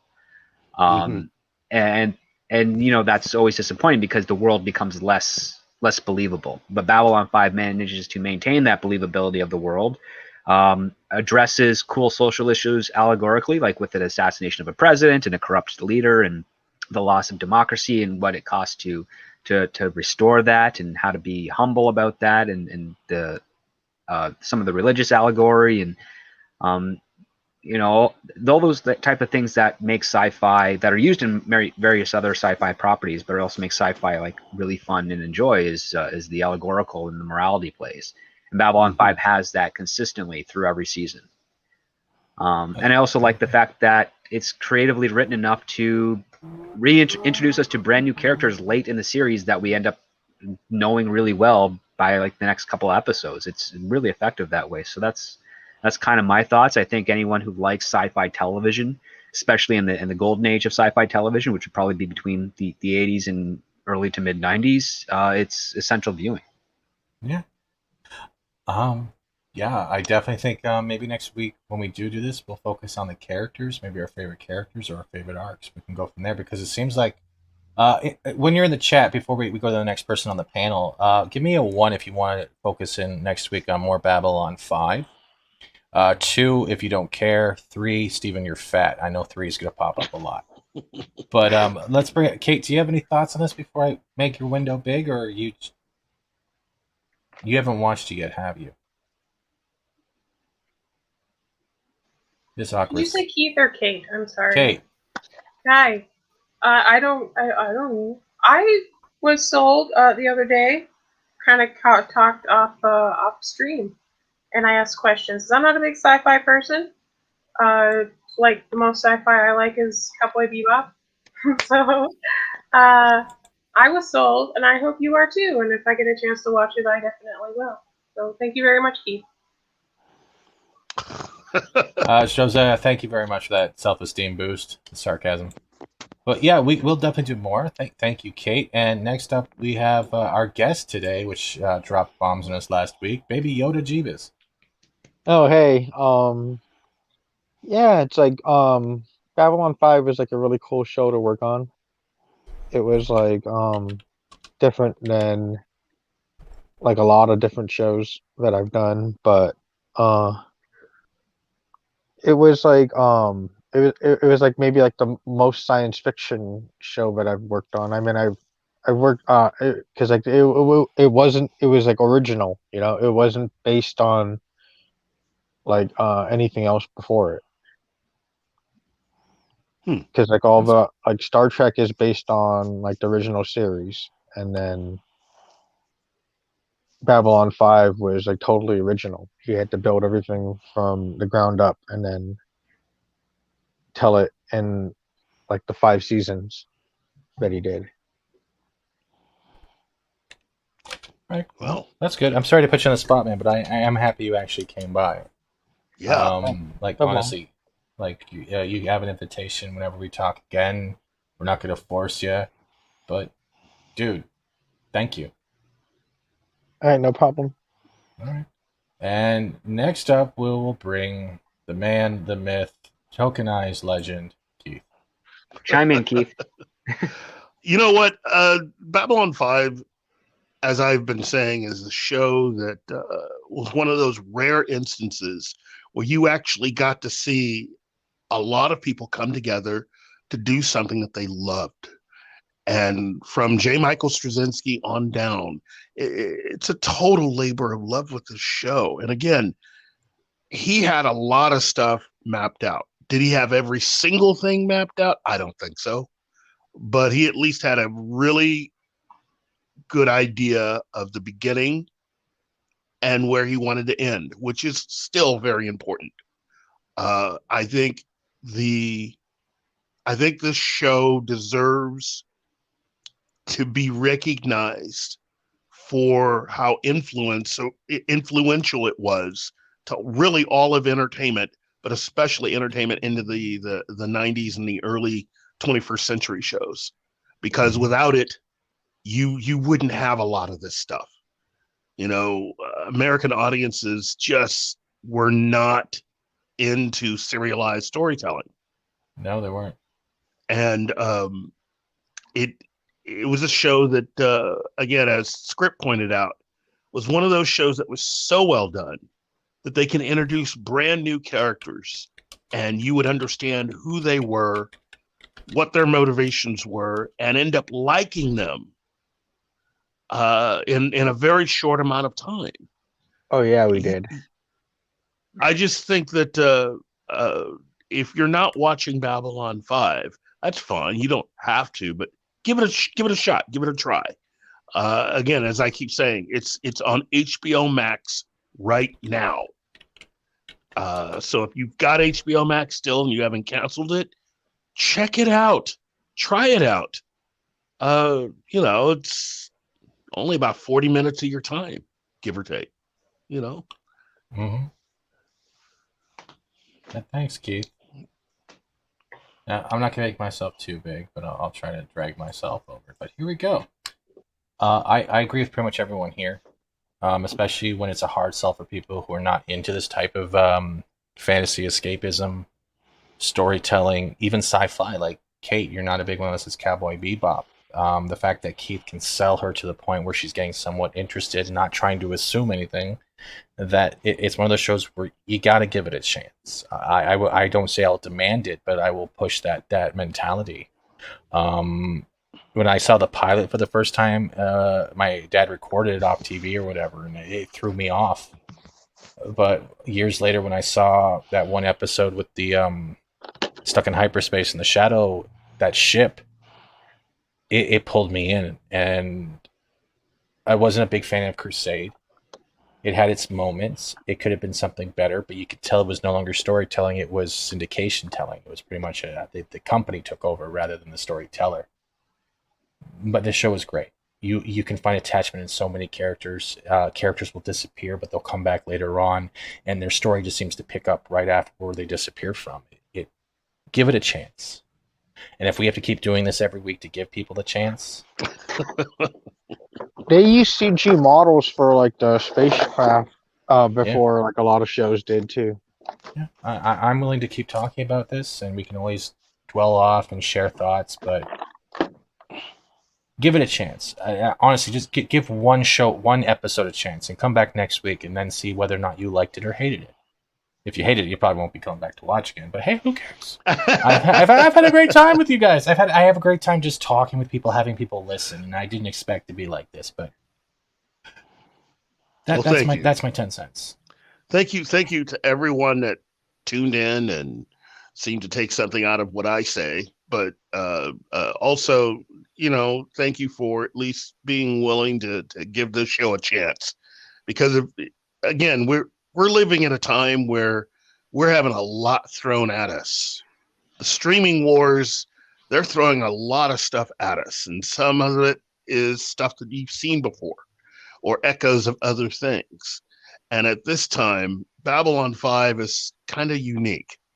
It is a little bit of a commitment, but if you find yourself wanting to have something just a little bit different, then go ahead, check it out. Check out, as Steven said, check out an episode, just one episode, and see what you think. And if anyone heard that car driving by, that was a guy listening in who's going to go find the full series on Blu-ray. See? We already got one guy driving by. We worked. Someone just left their house to go pick up Babylon 5 on DVD. And or at least go to their local library, because many libraries probably have Babylon 5 there. That was one of the few things that I was amazed at.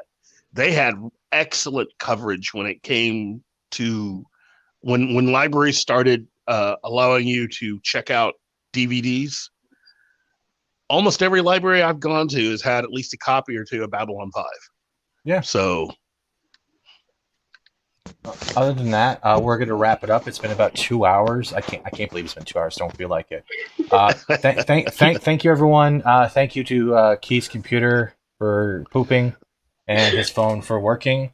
Everyone in the chat, I don't know where you're going to go watch next, but that's it for today. I'm going to leave you quickly with an ads clip, because everyone likes hearing someone telling me to shut the fuck up. Fat Steven Scour 2 Canadian. Drinker was so mean and mocked my fatness and movies. Shut up, you fat fuck. I'd also like to thank Keith's camera for throbbing with that orange light, which made Tickle Trunk very awkward for the whole time. And that invitation for Tickle Trunk, if you want to come on next week, is there. Thank you very much. Please leave a comment, actually, if you want to see more of the Babylon 5 stuff. I would really like to see what you guys have to say. And this is the final time I will keep talking with my belly out. Y'all have fun.